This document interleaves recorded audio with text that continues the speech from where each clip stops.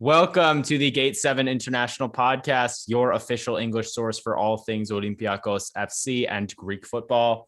My name is Peter Thompson. I am here with my co-host Lambros, Costa Discussing, and new father Adi Bulubasis, his first episode since the birth of young Mihari. So congratulations again on that, Adi.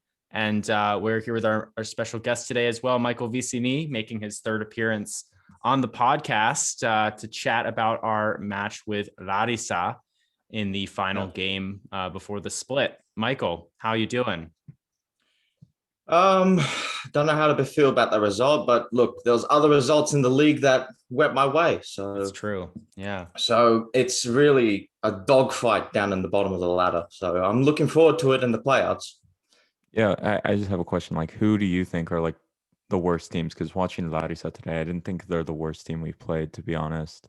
And I think some of the players are decent. We'll get into this, but Ofi are pretty tragic. Panatolikos are tragic. Lamia has done better. For me, you're probably going to get a surprise when I say this team. It's Athlomikos. Ever since they sacked Demir Kanadi, they've dropped big time. Well, we will get into the top and the bottom of the table later on when we chat about the game. We do have a few housekeeping and news points to hit on to first. Our first housekeeping, we don't have any special guests that are set up right now. We might have someone in for post-game of Arsenal, but we're still working on it. And this weekend, we're thinking about Boozing with the Boys Part 2. So folks who've been listening to the podcast for a while might remember around Christmas time, we had a fun Boozing with the Boys episode where all the hosts had a few drinks and invited fans on to chat about Olympiacos and the team. And it was quite a fun time, I would say. It's nice to get that interaction with the fans. We're thinking about doing it again, but this time we want to make sure we do it better. Next weekend, it's still unclear, but it seems like there might not be any Super League games as EPO takes 2 weeks to schedule the fixtures for the post-split Super League as they do. But we're trying to figure out a time that accommodates everybody, both in the States, Europe, and Australia, to the best possible ability. And we're going to post a tweet on our Twitter and also post on our other social media. And you will be given the ability to vote and let us know what is the best time for you. Follow us on our social media at Gate7INTL on Twitter, Instagram, Facebook, and Reddit if you would like the opportunity to participate in that. And yeah, just let us know what works best for you. We want to just get big participation on this. So feel free to try and stop by and we'll have more updates as the day approaches. Additionally, I want to say thank you to our sponsor, Piraeus International. Piraeus International has been helping Greeks ship to and from the motherland during COVID-19. Shipments to Greece are going out from Baltimore, Maryland every month. Fill any large U-Haul box, send it to our friends in Baltimore, and it will be shipped to the port of Piraeus for only $50 American. Better yet, fill any large wardrobe box and send it for $100.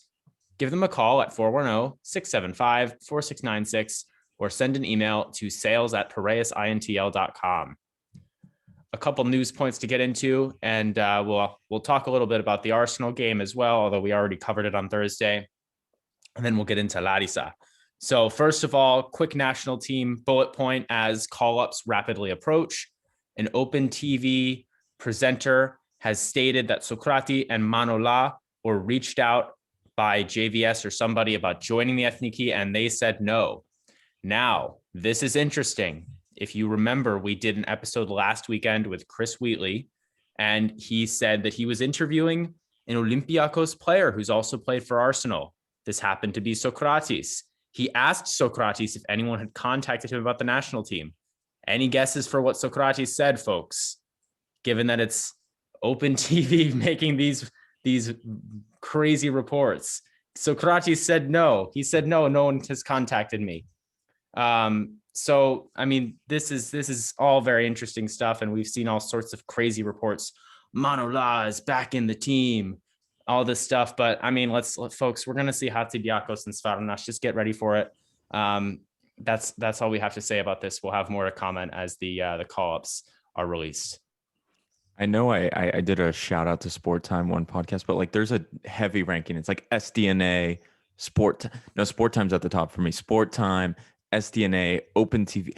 Open TV is near the top too. Like it is so equal. Like I don't know how to do it, but these don't even mention their names. Don't even mention their names. I shouldn't. Mentioning them, you're giving them publicity. Fuck those guys, man. Seriously.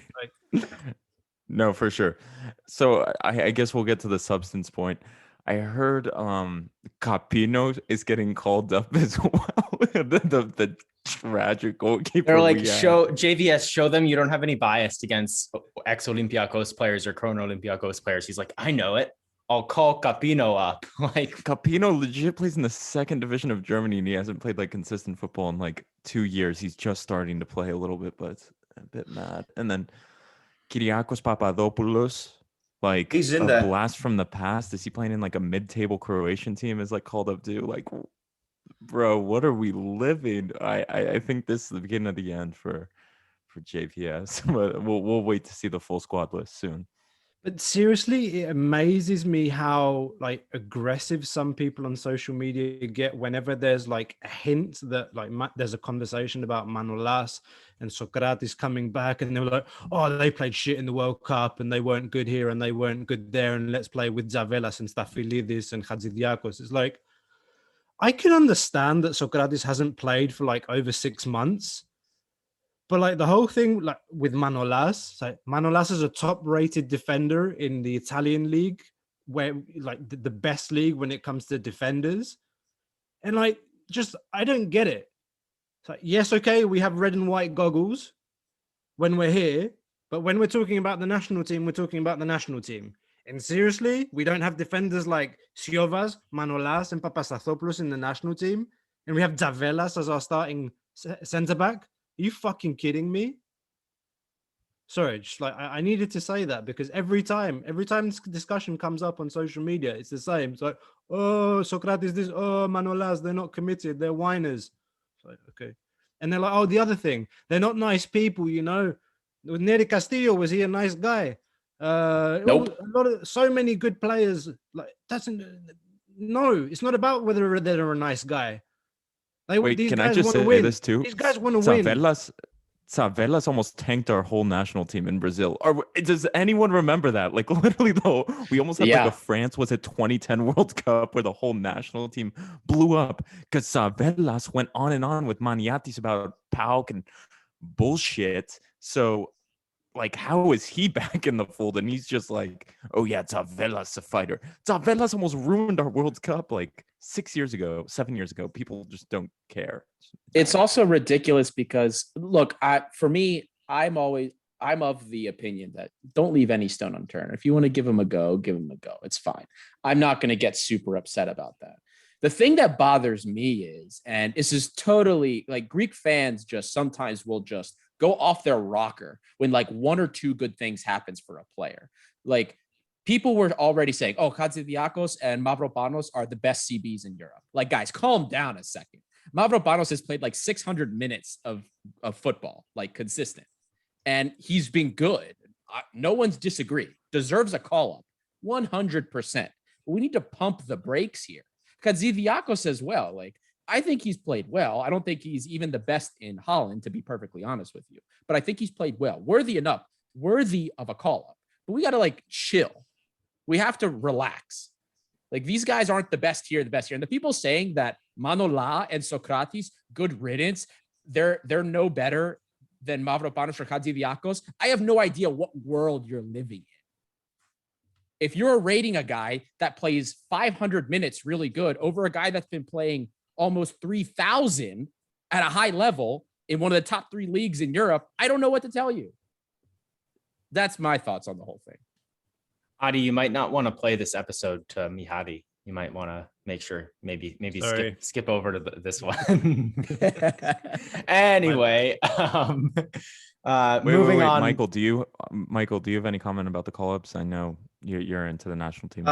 Look, if it's regarding any defenders, Kyriakos Papadopoulos is no exception. I think he deserves a call-up. I've been hearing great things of him in Croatia, so he's had to work his way back up. It's been a roller coaster for him for the past few years. I knew he's still a talented player. I've never ruled him out for an Ethniki call-up, so good on him. He's back in the squad.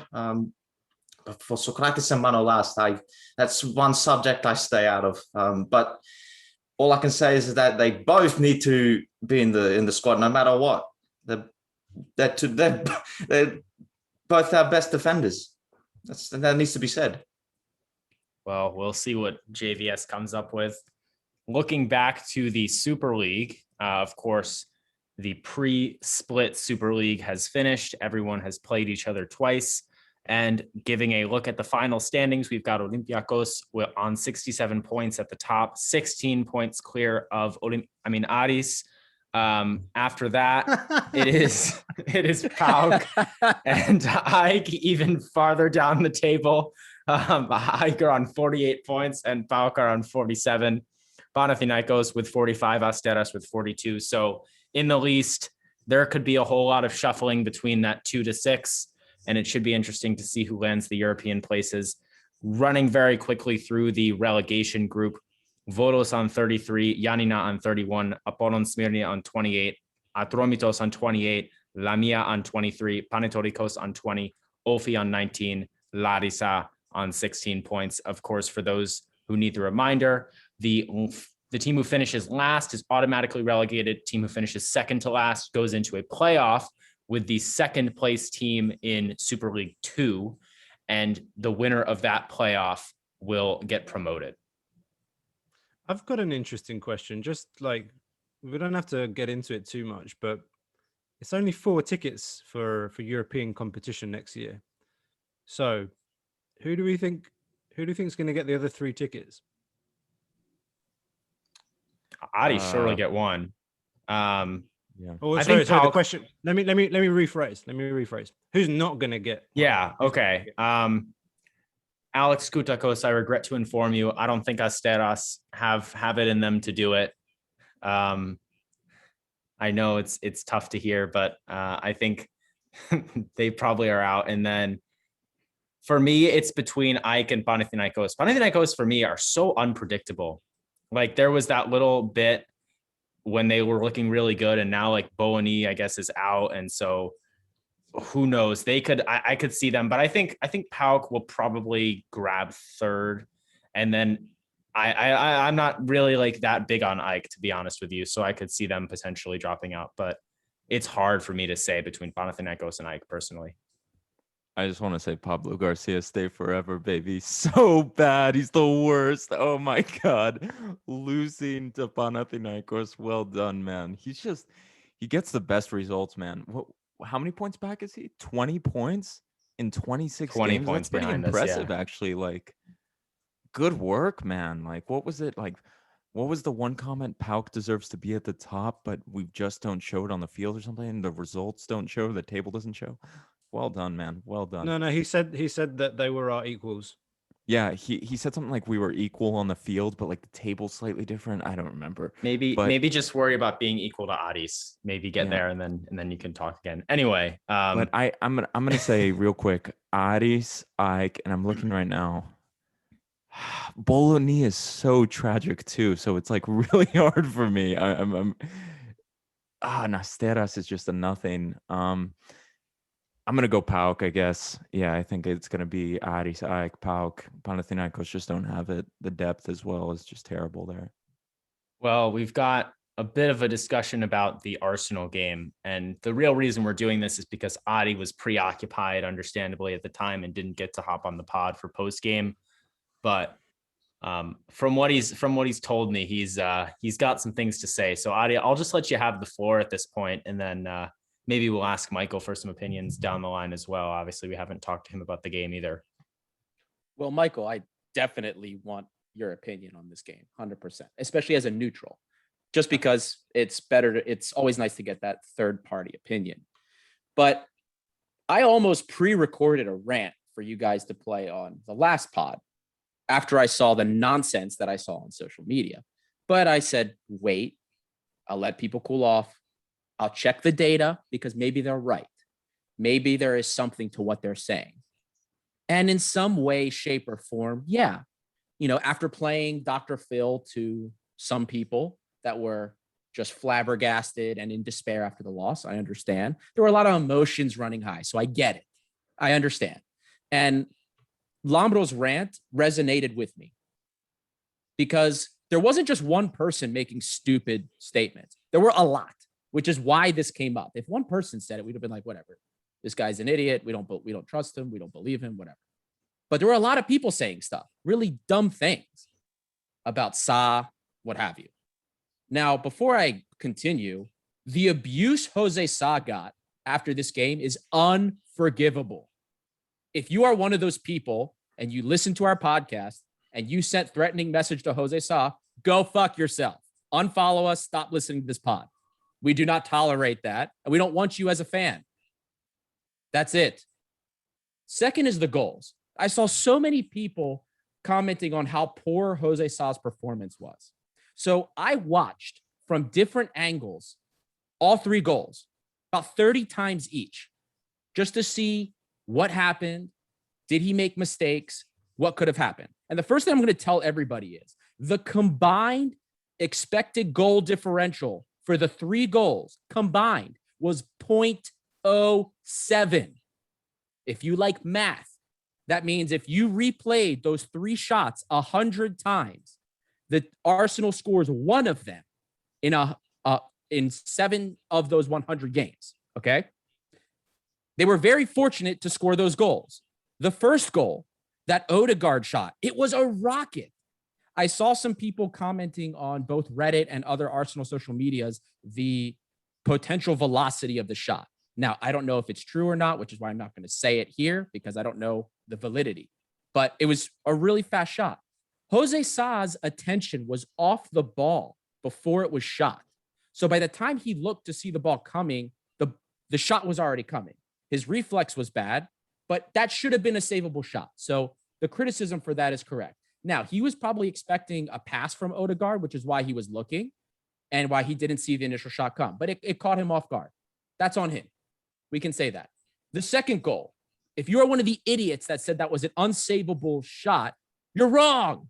There's a reason why that goal was a 0.04 XG. The angle, everything. It was not a shot you make, but this guy had a perfect beer pong loop type of header. It was a perfect curve. There was nothing José Sa could have done to get to that. His positioning following the corner kick was perfect. He took away the near goal. Most people's headers will come, and even if it goes up, he was in a position to stop that, and then in case the ball was played across goal, make a move. But the header was pretty strong, and it had a perfect dip behind him into the back of the net. Not much he can do about that. The third goal was a wonder goal. That was one of the most perfect shots you will see from almost 24 meters out. Perfect contact on the ball with the laces for the outswing. And José Sa got a touch on it. But when you see that ball come to you and it kind of knuckles out like that, there's only so much you can do. And again, that shot registered a 0.01 expected goal. That shot goes in 1 in 100 times. These were not gifts that we gave them. You can make maybe discussions about whether or not our defense should have done better to close down on the shot before it happened, but you're taking that risk if they're taking a shot from over 20 meters out. Now, people said our open play or our ball playing ability sucked. Our possession was terrible. We never connected passes. 84% pass accuracy. That's what we had.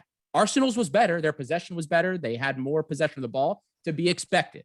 If you want to make a complaint about something, our possession getting forward was pretty bad. 70%. Okay. That's lower than what we expect. And it's not what we want to see for Olympiacos. So that's what the criticism should be. But in open play, we had the same XG as Arsenal, 0.79 to their 0.75. That means that our defense did not allow a lot of opportunities, and the opportunities we got, despite being not so good, were more threatening. Next, the average shot distance for each one of Arsenal's shots was over 20 meters.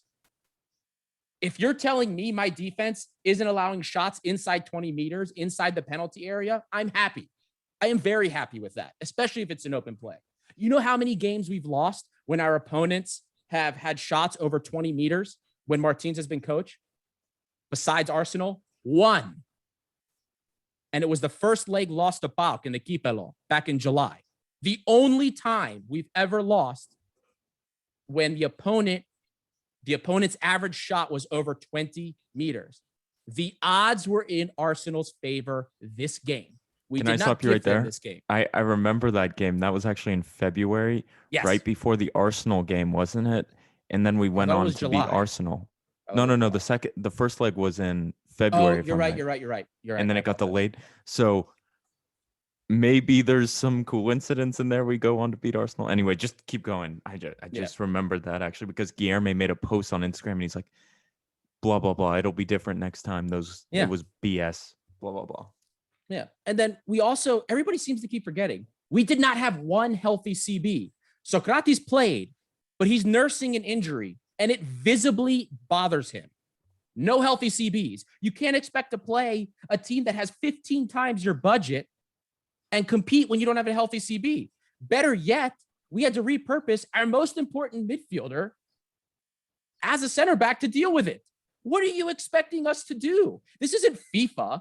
We're not on Xbox here and you can do whatever you want and you're still going to win your league, play on your semi-pro difficulty because most people probably suck at that game. So it doesn't work in real life. You can't do that. I get that you guys are gods in your semi-pro level career mode in FIFA or Be a Pro, whatever the hell it is. But that's not how it works in the real world. We knew the gaps were going to be there because Villa wasn't clogging the midfield. And that's exactly what happened. We put the spatial mapping, the link up mapping on Twitter, and you could see it. The gaps were there. Not much we can do. And finally, the fact that we were split before this game, 5-5 with Arsenal in the last 10 years or 11 years is a testament to how far this club has come. Okay. Aubameyang has a base salary of 250,000 British pounds, not euros, British pounds per week. And by the way, when he signed his new contract, he gets a loyalty bonus. He scores a goal and wins the game, he gets more bonuses. Up to 350,000 British pounds a week. I don't know what today's conversion rate is, but it's probably close to 400,000 euros, maybe 375,000 euros a week. That is our budget for our team. That is how much we spend on our wages for our players, plus or minus $1 million. So the fact that we're competing with a team like this, and we have for the last 11 years, is a testament to where this club has come, in no small part to Martins. Now, there's a lot of criticism you can give to Martins. Fair criticism, set piece issues, the fact that we're still conceding, even to Larisa today, another set piece goal. That's on him. Zonal marking scheme, whatever it is, he's got to figure it out, and he hasn't yet. Taking too long, unacceptable. He has to figure it out. 2, the failure to develop our academy players. Costa, I know you feel strongly about this. I'm not even going to spend a lot of time on it. I know you will. And lastly, the inability to properly rotate. Those are fair. These are things you can criticize. And it's fair criticism. It's logical criticism. But saying that Martins isn't what this team needs to go forward is wrong. How many coaches have gotten us into back-to-back round of 16 anything?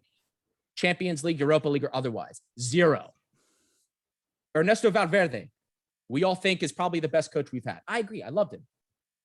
He didn't do it. Well, he only stayed 2 years here. He fell out round of 16 against Metalis Kharkiv. Dusan Bajovic also couldn't replicate that success over, well, the format was different in the late 90s. So that's different.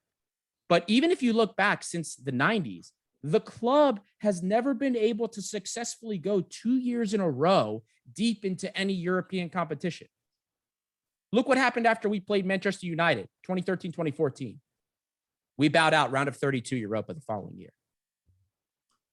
Vitor Pereira gets us to the round of 16 after we beat the other Turkish team, Osmanlıspor, or whatever their name was, lose to Besiktas.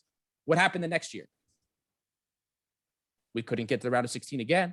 Martins has us spoiled because we can play at a high level, and we're consistently getting relatively deeper into a competition we've never been super deep in anyway. And don't forget, guys, our Champions League opponents in our table, Man City's moving on to the next round. So both of our other opponents are going into the quarterfinals. And don't forget, the previous year, Bayern Munich won the Champions League. So I hope that this adjusts some of your perspectives, because some of what I saw on social media was not just wrong, it was plain idiotic. Let me jump in and play devil's advocate here. What do you say to the people who said Olympiacos used to take 9 points in the Champions League and beat Atletico Madrid and the Juventus of the world? Now we can't even not get a few points in the Champions League, blah, blah, blah. Martins doesn't do it in Europe. What is your response to that? I know I have a response, but I'm going to play devil's advocate. What is your response to that, Adi? Did Atletico Madrid win the Champions League that season when we played them? No, they I didn't. don't remember. Where did they, how far did they get in their league? They actually weren't super great that season. That was the season after they played Real Madrid in the Champions League final. Yeah. Okay. So now, yes, you're right. It was a good team. It was a good run that year. Right. But did we replicate it the following season? That was one good year. So was it luck or was it skill is the question.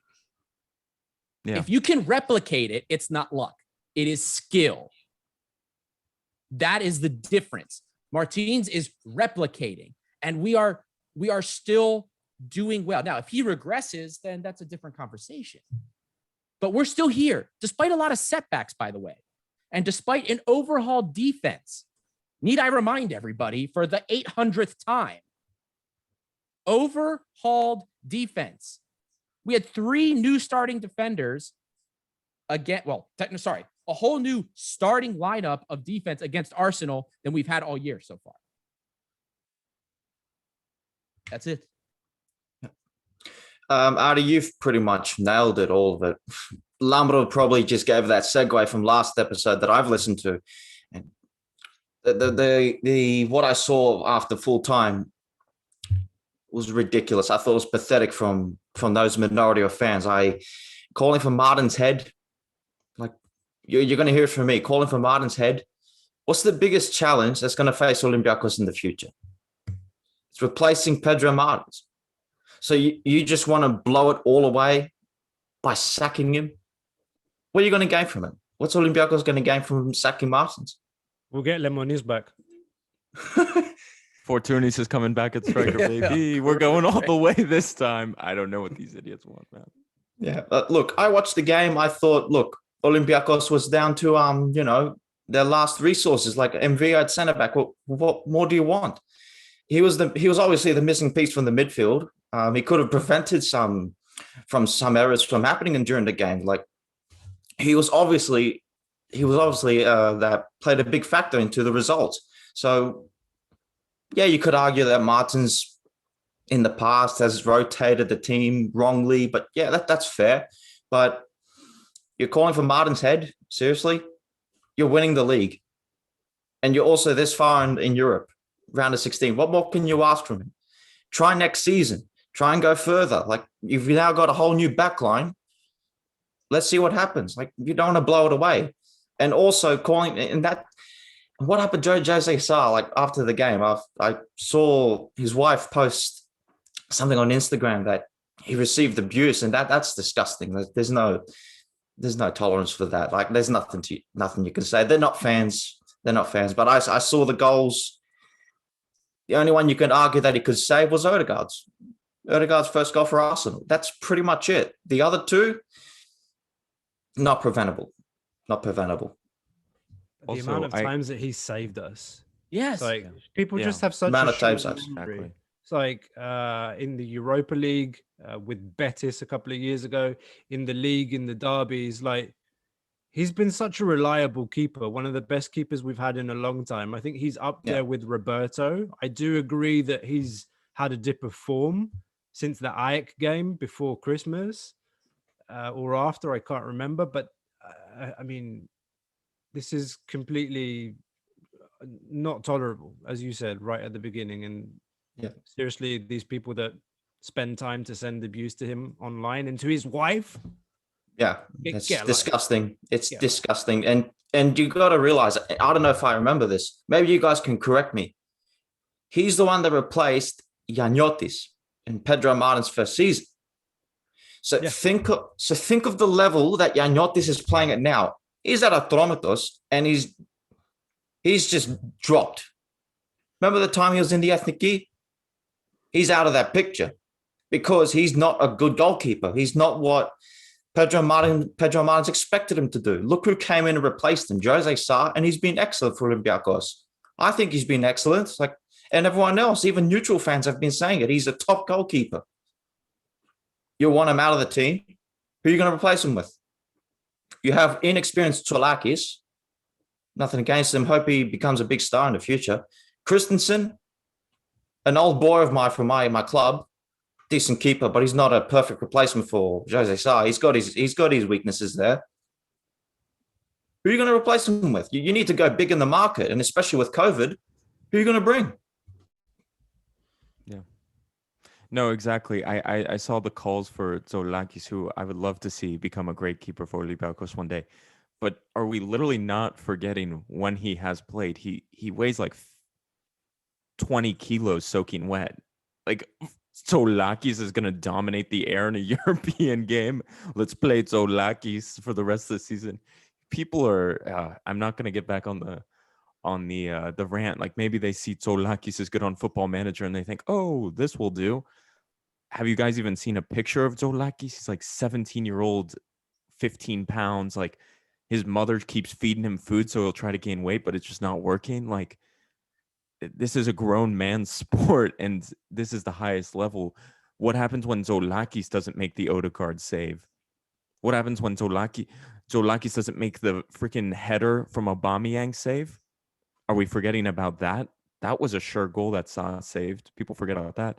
Tzolakis isn't making that save, I promise you. He barely made that many saves against AEK in the cup final when he had to play. So, no, it's just a ridiculous conversation to even be having, but it has to be had because there's fans calling for it. So, yep. And here's the thing, right? José Sa has garnered goodwill, right? He's earned that capital, that social capital with the club with his previous performances. Now, has he been out of form the last 2 months or a couple of months, I should say, month, whatever? Yeah, we can say that. So maybe you can make the argument that he's starting to chip away at that goodwill with these poor performances. I think that's fair. That would be fair to say. But to say, oh, he's out, no. He has earned the right to have a few bad games because he is the reason that in previous seasons, we were where we were. He saved us single-handedly. And Michael, to your point about who would we replace him with? Who do we replace Pedro Martins with? Exactly. Who? Like I said, it's the biggest challenge that Olympiacos will face. It's exactly. Yeah. Exactly. Ernesto Valverde is not going to walk through that door. And even if he does, let's say we're lucky enough to get him.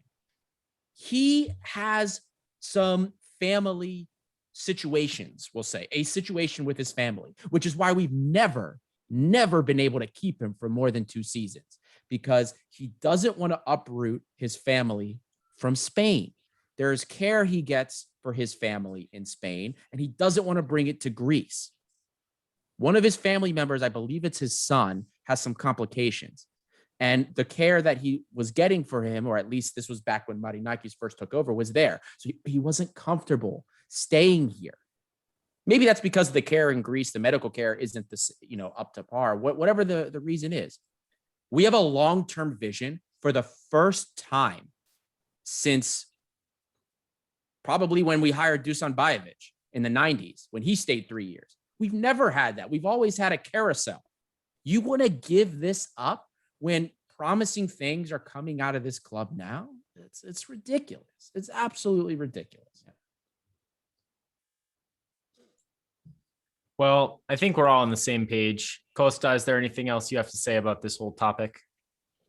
No, I think we touched on everything when it comes to the issue of the goalkeeper, but I really want to now transition into this topic of the youth and the academy because Labro made some points about Tzolakis. I'm going to come back to that, but let me just set the context a little bit. So I think that we have failed miserably year after year after year after year in developing our youth prospects. Now, Olympiacos is a high pressure club. We understand that if you lose one game, the pressure is on immediately. Situation's a little bit different this year because there are no fans in the stands. So there's nobody that can egg on or give shit to a young player that comes in and makes a mistake. But let me just step back for a moment. Some of you are going to say, oh yeah, but what about Pinakas? What about Mario Vrusai? What about Androutsos? Did these players develop at Olympiacos? I mean, were they... How long has it taken Androutsos to take a spot in the team? And he's not starting. He's a rotation player and he's playing at right back, out of position. He's been loaned out to Atromitos. Can't remember where else, but he's been a fringe player the last few years. The last time he really played was, I think, under Bento and under Lemonis, where he played left wing, he played centre mids, he played attacking mids, played everywhere. He's only settled down into one position this season as a rotation option. Pinakas. The Dutch took him and developed him, and he came back ready. Same with Vrusai. We didn't give them the chance because we were too scared. So I just want to say that Pinakas, Androutsos, Vrusai, these guys don't count. We didn't develop them. We gave them more chance after they got their fundamentals and their game time elsewhere. Now, I'm just going to go through a list of players from our youth academy. Apostolos Apostolopoulos, a player we signed last season, I think in March or April, and everybody was saying we're signing him from Pansereakos. He's going to be the next Kostas Tsimikas. Disappeared. Haven't seen him anywhere this season. He had some injury problems at the beginning. I think he had a small surgery. But why couldn't you take him in the squad today? You're 16 points clear. What are you afraid of? 16 points clear of Aris, 20 points clear of your main rival, PAOK, and you're afraid to give kids a chance? Okay, heck, don't start them, but you can't put him on as a sub against Larisa. No disrespect. Like, Larisa is one of the most historic clubs in Greece. Yeah. But you're lying at the bottom of the table and we're 16 points clear of second. Surlis. First time he got 30 minutes today. And what does he do? He's played out of position. He's a second striker. He's an attacking midfielder. He was playing as a defensive midfielder today and Tiago Silva was playing. Is Tiago Silva better than Vasilis Surlis? Maybe he's more experienced. He's played more than him. But seriously, we can't imagine a situation where Vasilis Surlis is our fourth option midfielder ahead of somebody like Tiago Silva. Yannis Christofilopoulos. He was on the bench today. 17 years of age, 1.87 meters, fast, good with both feet, and we can't give him a chance. Tassos Tselios, a player we said we stole from under PAOK's radar. Oh, sorry, he was a PAOK under-18 player. We bought him to Piraeus. No disrespect to Hugo Cuypers, but Hugo Cuypers is a nothing player to me. I'm really sorry. He's a nothing player to me. I would rather I have a young academy product that I give him the chance. Why Hugo Cuypers is taking playing time away from a youth academy player? It's ridiculous. Christos Liatsos, right winger, 17 years of age. AC Milan want him. Where is he? Why haven't I seen him? Lazar Ajelovic is having a bad season. Why is this kid nowhere? And Tzolakis, don't get me started on Tzolakis. Ike Casillas made his debut against us at Real Madrid in a Real Madrid shirt. One of the biggest clubs in the world.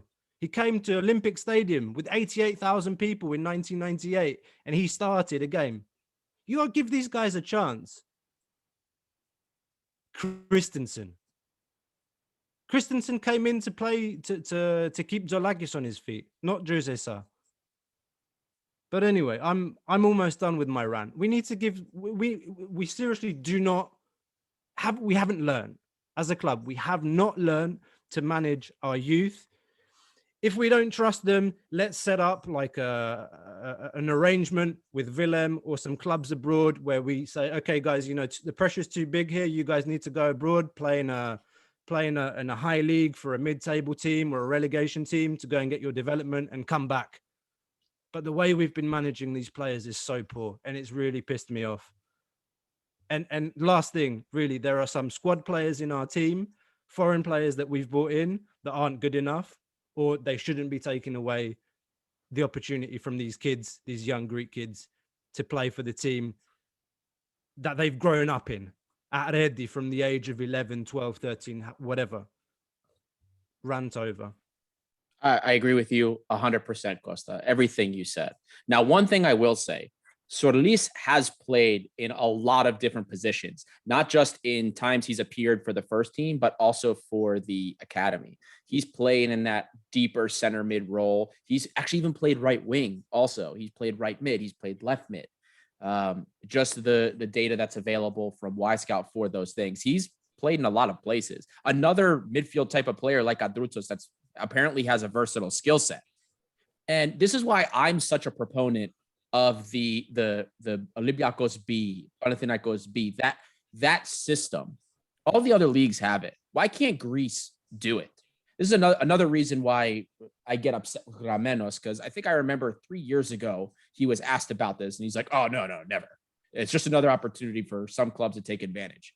Screw you. I will be so happy when that guy's gone. He is the worst.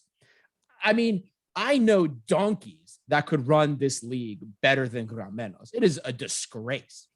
And Michael, I don't know how you feel about this, but for me, especially when it comes to the big clubs, right? Maybe not Panathinaikos because they've always been better at developing their academy talent than most other clubs. But for us, even PAOK or AEK or Aris, a team that can only play in the second division or any lower division, but can never get promoted, a next step for our academy players to go, not as much pressure, but to get some experience, at least at if not a full professional level, a semi-professional level. I think it's a great idea. And at the very least, if we're not going to have that connection with Willem or another team to send our players, since we're not confident enough to develop, that's the only other thing I can see on a whole that will also help Greece take that next level towards development. I don't know. What are your thoughts on that, Michael? No, absolutely. I've been discussing this with the boys at the Last Football podcast that I'm a co-host of. We've absolutely hit the nail on this too. So we've even said to have B teams in second division and even the third division. Like this, you've got nothing to lose. We've got so many talent that we've seen over the years that have been wasted. Like especially my club. Ever since we got promoted, our only real talent is Pinakas. What can I say? And his brother is waiting to be promoted too, Stavros Pinakas.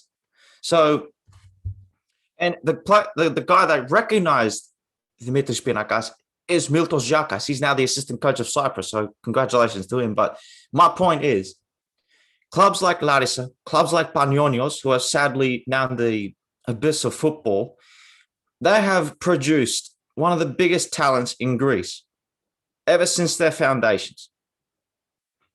Look at Panionios in the fourth division. Whose fault is that? Could you blame the federation or do you blame the ownership of that time?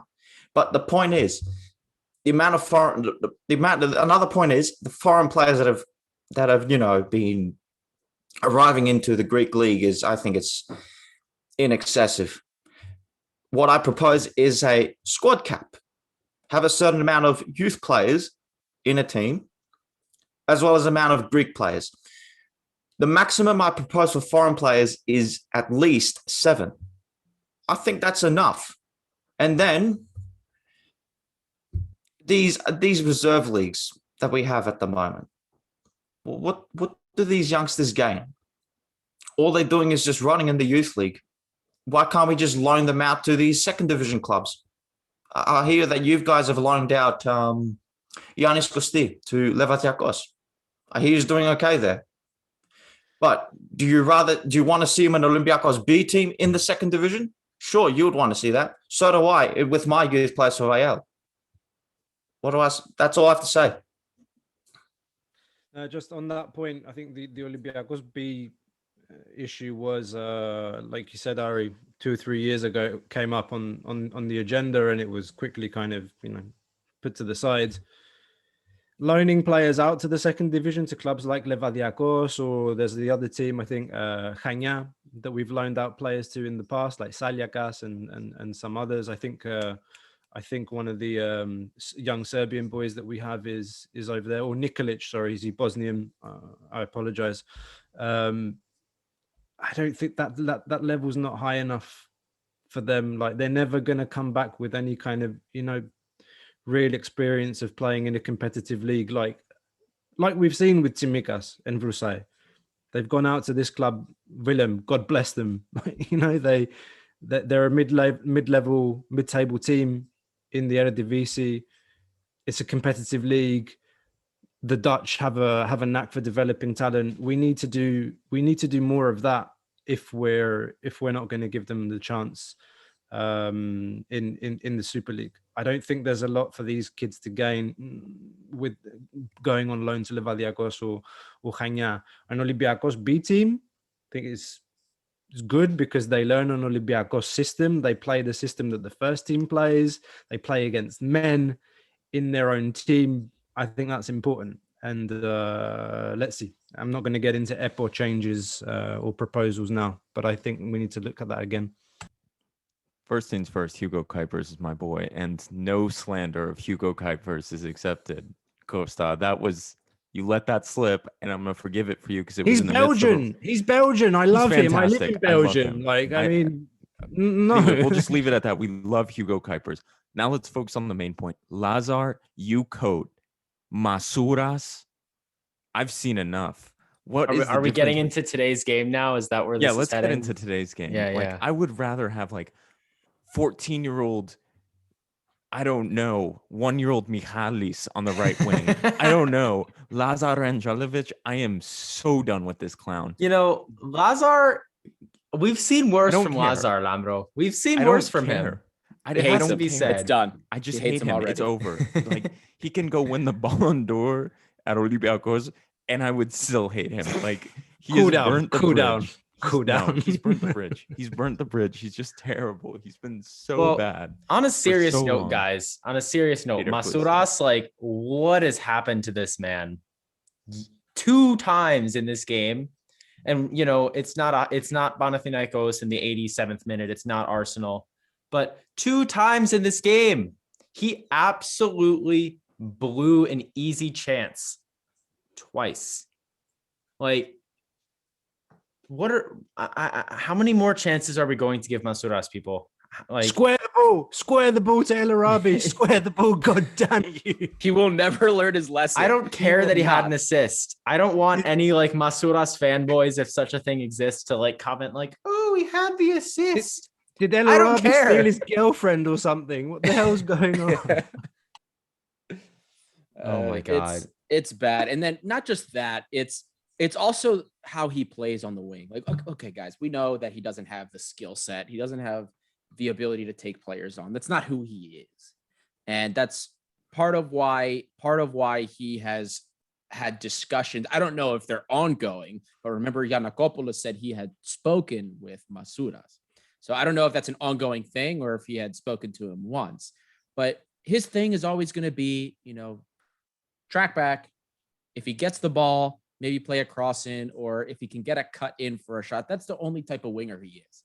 You saw when he was getting the ball going forward, I think it was in the second half, and he had 2 larisa players, 1 midfielder and the defender, closing him down. The thing he should have done on that left side when he was running was just go to the end line, take it to the end line, play a cross in while you have players running in. But what does he do? He panics. He stops, turns, and then gets literally shoveled out for a throw-in. I think it ended up becoming a larisa throw-in anyway. That's just the player he is. He doesn't believe he has the skill to do it. That's one thing. You can see if he believed he had the skill, he would at least try it. He doesn't believe he does. He doesn't have it. And that's it. This is the player he is. He's a rotational player for us at best. He can perform decently well in the Super League sometimes. And that's what you get. I mean, he's a guy that, unfortunately, when we played against Arsenal, played 87 minutes and completed 5 passes. Besides those 5 passes, he had like a cross. That was his production. Maybe 2 interceptions, I think, if I remember correctly. That's what you get. He's not. I'm going to echo what Coach Yanni said and what other people have said. He is not, unfortunately, Olympiacos material. I don't think this is a player that is going to elevate the standard of our squad at this point. We've just seen too much. As for Lazar, I actually think Lazar, when he came on versus Arsenal, and then today, I saw better in these last 2 games than we've seen all season from him. A couple of nice runs, good. Don't forget, he had that one ball again when we played against Arsenal. The interplay with Fortunis, played the ball back to El Arabi, and he shanked the shot. That should have been a goal right there. That was one of our best opportunities all game. It was a great block. And then even today, Lazar had a couple of great moves, great runs, playing the ball in. He had the cross that went across the mouth. Just over. Nobody was there. So I saw better things from him. Now, does this mean we're going to see better from Lazar? Or is this one of those things where we have a nice run of form for 3 or 4 games, and then he goes back to playing like the piece of crap we've seen almost all season? I don't know. But Michael, what were your thoughts on this game as a whole? First half especially, because I thought we looked super sloppy, and that Larisa for huge portions of that first half were the better team. But I wanted your opinion on that. Yeah, we played better in the first half. There's no question about it. But in the second half, for you guys, I think you made some couple changes that kind of switched the momentum, and you're getting into better positions of goal scoring chances, and you took them. So, but on that first half, I think you can tell that because we're last in the league, that we're fighting to stay up. And also, this coach, Gianluca Festa, maybe you guys will remember him back in the day for Middlesbrough. So this is his second stint, and I remember his first stint. That this guy that we've played the best football under since our promotion, 2016. He's back again with a much more difficult task. So he's come in a wrong time. If he came in at the end of November last year, it would have been probably a different picture right now, but it is what it is. We hired some corridor or free prison coach. I don't know. It did horrible for us. I remember the last time I came here, so it was a 5-1 loss in Berea. So, and we had 5 players suspended. This game, we had 10 players out. 10 players out. So 3 of them were injured, 3 of them were suspended, and the other 4, they're out of fringe. And one of them is being Tim Sparth. So that's a summary of Giorgos. He just chucks out players like it's nothing. And we're basically a junkyard. So you even brought Stifler back from American Pie. Stifler. He's been good. He's been good. Legendary movie, by the way. Yeah. He's been okay, Manuel Stifler. I'm like, who is this guy? Who is this guy we're going to sign? Like, I've never heard of this guy. Just another guy from Germany. I'm like, and ever since he's come in, network is just immense. Ever since he's come in, he's been okay for the midfield. Giorgos just signs random players, man. Like I remember our Yugoslavian revolution. We've signed so many players from Serbia, Bosnia. Oh, it's ridiculous. And we're still doing it. We signed Uros Čosić. Now he's set to be released because he's overweight. Souvlaki diet. We always talk to the players about Souvlaki diet. I think maybe his was a little bit more. He was eating a lot more, maybe some bugatsa over there too. Well, so at this point, Michael, we went over the table at the beginning and we briefly asked you about this, but I mean, geez, like for me, I was watching Larisa today and there's like, 2, maybe 3 players that I recognized from the last time we played them. Like, oh God. So I imagine, it's been a very turbulent few weeks here, but since we last played, it has to be said, Larisa have picked up a couple decent results. I think you guys did you beat or tie Pauk? I forget. We drew with Pauk, 1-1. Drew with Pauk. Yeah, last minute penalty. It was a penalty. The coach, Datsis, was complaining. Gurias was complaining. I'm like, look at the replay, man. The goalkeeper made contact with Videsky. I'm like, get over it. Get over it. It was a penalty. Well, I can look back at that game and say that should have been a win. Like for us in last place, we're going to look back at some games and say this is a game that we should have won. And the 1-1 draw with Pauk is one of those games. Even the one with I think it was after Pasgan in a near all draw at home. That's another one we could have won that. And even before that, we had another near all draw with Atromitos. Another game we should have won. So we're going to look back at these results. We're going to say these results harmed us for surviving relegation. That's the story of our season. Well, what do you think's going to happen then? Cutting right to the chase, like I'm seeing Ofi and Atromitos, as you mentioned at the beginning, they're just like going down. To think that Ofi have gone from qualifying for Europa League in the beginning of the year to 3 points off last place, did not expect that. But looking in, it's really not too far away for you guys, the end of the season, because for the relegation group, it's only 7 games. I think 7 games. So as far as I understand, we're going to get 3 home games and 4 away games, as far as I'm aware. That doesn't matter to me as long as we win games, as long as we get the results that are needed to stay up. If we finish in a playoff position and win the playoffs, I'll be fine with that. But still, rather take that 12th place finish for me. Totally. But for me, Orfi, they have surprised me with this winless run. I did not expect this. They're out of all the midfield teams, they're the most valuable.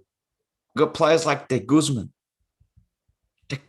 Jonathan De Guzman, a former Dutch international. He's got 30 caps for Netherlands, and he's been around in Europe, He's played some games, full season games. He's an offie, and he can't do anything with that side. And add in their young coach Giorgos Simos, should have been sacked long ago. They've had 3 board meetings. As far as I'm aware, he submitted 3 resignations, 2 of which were declined because the board showed so much trust in this guy. They thought he was going to turn things around. There was obviously so much unrest in Crete. The fans were approaching the team, everything. How are they going to get out of that hole? Got to ask yourself that. They lost to Aris today 1-0 from a Mitroglou goal. As far as I'm aware, they didn't play well. They've got Nikos Niopoulos, a club legend that's now coach for them again. Are they going to get out of that hole? Is he the man to do it? Who knows? Panatolikos under Velas, they don't play nice football. They're one of the favourites to go down. But for me, another surprise is Lamia, since they hired one of our former coaches, Grigoriou. And after they beat us 1-0 at home, right after that, he filed a lawsuit against Gurias for claiming 45,000 euros. and he beat us again. Lamia beat us again 2-1 in their backyard. They've improved so much. I think they've had 3 losses since he took over. All of it's been draws and a couple wins here or there. But the point is, they've been getting some points. Yeah, gathering some points, getting up the table. They're the favourites to survive. But for me, heading into the playoffs, that one team to get a win, must-win game is against Atromitos. Their sacking of Canari was the wrong choice. And I believe Canari revealed in Austrian media that Spanos sacked him because he was not starting the highest paid earners in the club. One being Lazaros Christodolopoulos. Yeah, and a couple of others there as well. That's quite a revelation from him. Yeah. 1990s management from the board getting involved with the teams. Bollocks. Yeah. Michael, I had there were two questions that I've been waiting to ask you once this game finished. Now, the first question is regarding Tiago Silva, one of the midfielders that played today. And I wanted to get you, as the opponent watching him, what you felt when you saw him play. Because for me, today I was watching a player that has the football IQ of an acorn. I mean, this guy's a freaking moron. Doesn't see the field. I wish I understood what the hell this guy was seeing on the field, because he is blessed with some great technical skill. He's got a nice touch, can keep the ball close to his feet. And he has some flair. Like, let's be honest. I mean, he had that sequence of dribbles where he was dribbling forward, coming out of our half of the field, dribbled up with a Larisa midfielder on his left, did the crossover with his right and went left. He has that ability. He actually can do some interesting things, but he seems to be content with a quick feint cut to the right and a 5-meter pass to somebody there. There's no vision from him, which is a shame, because this guy has the technical skill set to do great things going forward, but he's content just playing tic-tac-toe with his friends in the midfield, in the corner. So what did you feel like watching him in the midfield today? And my second question is about Pinakas. I think you know what I'm going to ask, but I'll let you answer the Tiago Silva one first. I immediately thought that he was going to be the weak link. I saw that midfield of Olympiacos and I said to myself, hey, we might have a chance here. Maybe score a goal. We did. But that didn't come up from that wasn't a fault of Tiago Silva, but I actually said that because of a midfield of Tiago Silva, especially in the 4-4-2, made me think we might actually do something in this game. Stifler has been great since he joined. Colombino from Uruguay has been another player that I've been impressed with. They're gonna be targeting him, and they did. They were cleaning up the scraps in the midfield and pushing the ball forward. The only problem is our players were, in other places of the field. Now, I mean, he's horrible. We've already talked about this. He's like one of the worst defensively, like winning the ball back. I mean, I'm surprised he hasn't copped more cards than he has, because everything is always like an outrageous foul with him. But my question about Pinakas, we watched Pinakas today kind of all over the place. I saw him playing out wide. He went out wide right. He went out wide left. He was also playing central coming in. And I know you've said to us, as well as on the HellasFooty pod as well, that Pinakas is much more of a center attacking mid. I'm going to be perfectly honest with you. A player like him, I don't care where I play him. I've seen him play well everywhere. So if he's naturally a center attacking mid, I'm still comfortable playing him as a striker. Hell, at this point, I'll play him on the wing too, because for me, he's better than some of the wingers that I have. So I just want to know what your thoughts were about, we've heard rumors in the past that Olympiacos were interested in Pinakas. If you think that it would be a proper move for him, and whether or not you think it would actually happen.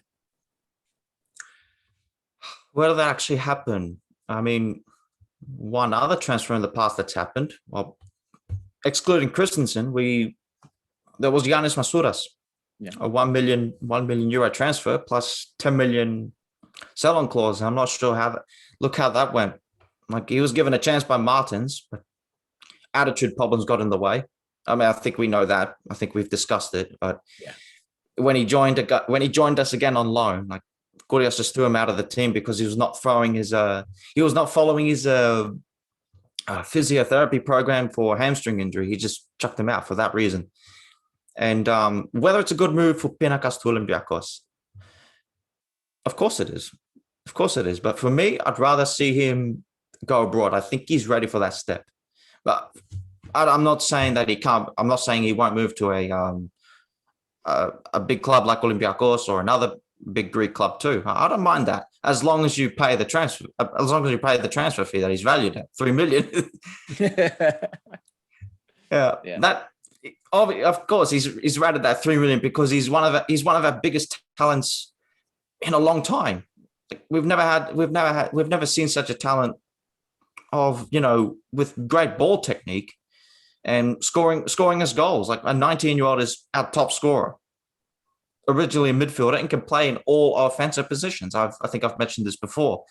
And I've compared him to the likes of Funtas, who's also that kind of player. But that's another discussion for Funtas in Austria. I think Pinakas, he would be good for Olympiacos and for a club abroad. For me, Netherlands. Netherlands is that destination for all young Greek players.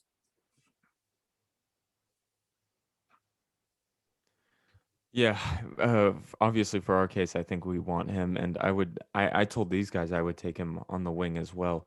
I just want to touch upon Tiago Silva real quick. How many times are we going to do this with a player?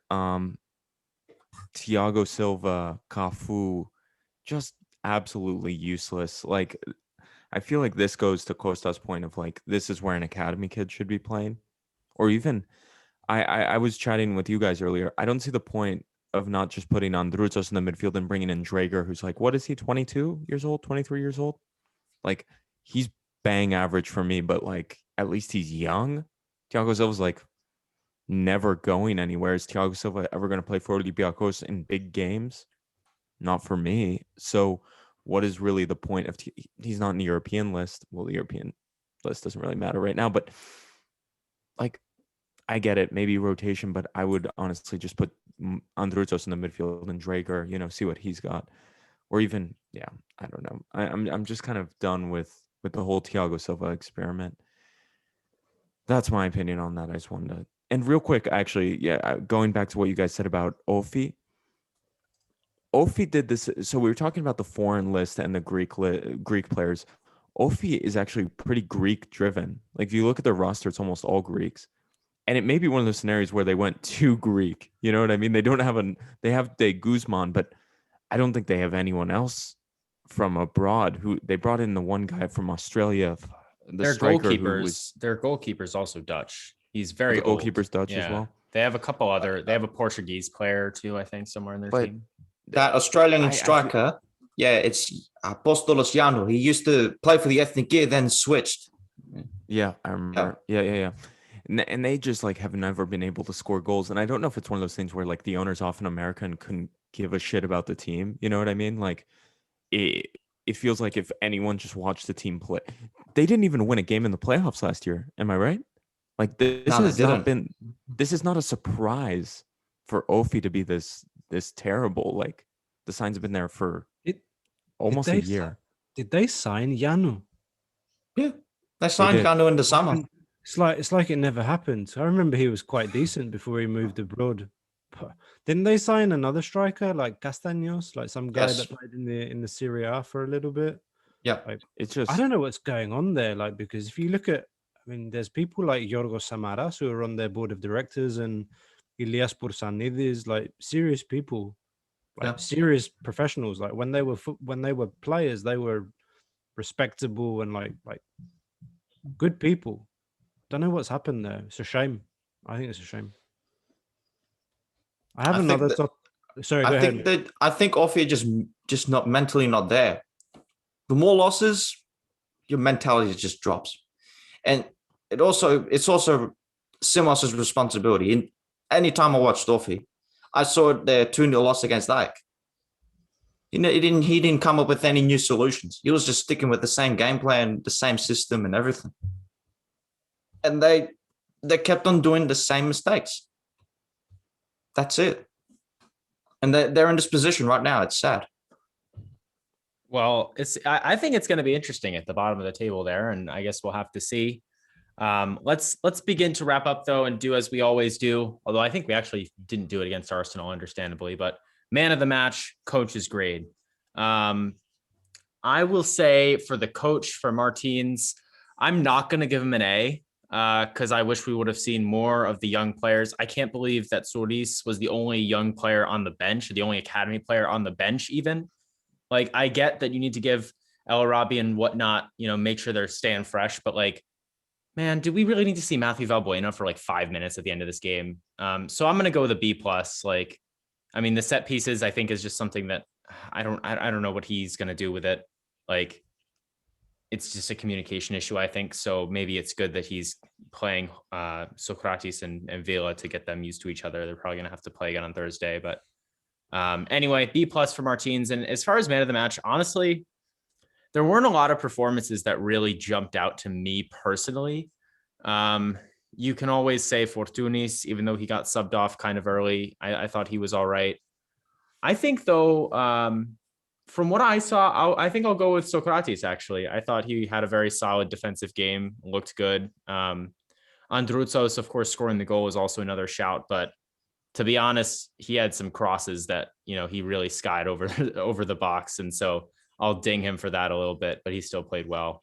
Costa, what's your take for man of the match and coach's grade? I think it was a bit of a dull match, to be honest, but I think I give my man of the match to Androutsos. I agree with you that he made some pretty crap crosses in the first half in particular, but he looked up for it. He was bumming up and down the wing all day long, and he got the goal as well, and I'm happy for him. I think it's his first goal in the league this season. He's got another one in the cup. Yeah, I think there was nobody really stand out, but I think he deserved it for the effort that he put in and the passion that he showed on the field. For Martins, I give him a B. I mean, he obviously got the win. He still hasn't sorted out those set piece problems, and I'm pissed at his management with the youth players. I would have liked to see some more rotation. I was really just dreading the fact that Socrates or Envila might get injured today. I thought it was a risky strategy. I do take the point that they need to improve their coordination, communication, because they might play together on Thursday. I really hope they don't, because if there's any chances that we might have of getting a result on Thursday, we need Jan and Villa playing in midfield, not in defense. For man of the match, for me, I think just one for effort and two for crashing the goal. It's also going to go to Androutsos. Fortunis, see, the thing that kind of will hamper his rating for me is the fact that he got fouled so much. Had he not been fouled so much, maybe we could have seen something come of some of those runs, some of those dribbles that he had. But I think when it was all said and done, he was fouled 8 times by the end of the game. If I'm correct, I'll see in the match report later what it actually was, but he was fouled a lot. So positive for him, getting into dangerous positions, getting fouled, getting targeted. But I'm also going to give Martins a solid a B+ because the game was managed. We got the result, but there's no reason we shouldn't have had more youth. There really isn't. Like 16 points up, 20 points, like Costa said, ahead of our rivals. Come on. What other games are these guys going to play? Are you going to play them in derbies? Are you going to play the youth in derbies in the playoffs? Probably not, even though we're so many points ahead. So when you have a nice cushion, this is when you start to do those experiments and give these guys the opportunity. So B+, not because I had any issues with the game management itself, but because of this. And that's it for me. Yeah, and I guess I'll just wrap up. I'm going to say José Sa man of the match for all the haters. No, I'll say Androutsos as well. And the celebration too, they asked him about, and he said he saw another player do the celebration. It was the Pinakas celebration. He liked it. So shout out for the Pinakas celebration. I'll go B+ as well. Also, we got to say Hassan got hurt and may not play on Thursday.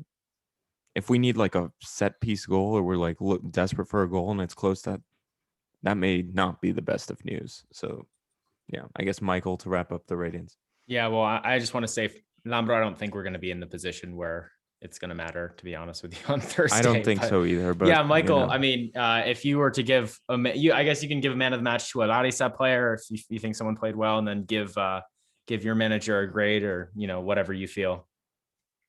I'll start off with the manager, Festa. Rocked up with a 4-4-2, a different kind of 4-4-2 variation. It was more like a 4-2-2-2. So we're basically playing with two attacking midfielders / wingers.